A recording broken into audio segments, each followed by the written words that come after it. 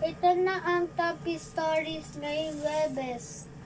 Mga residente sa isang bahagi ng barangay New Lower Bikutan sa Taguig pinalikas dahil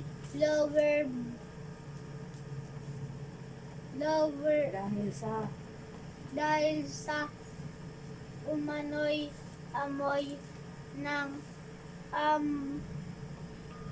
ammonia leak sa inilikas na ang mga residente dahil sa pagsabog ng planta ng yelo roon dahil sa masangsang ng amoy, sabi ng kagawad.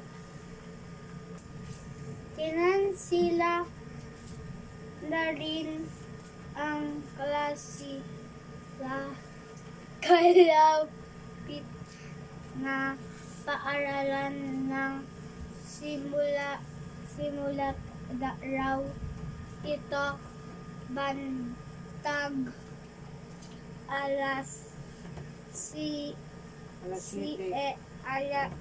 7 ng umaga kanina.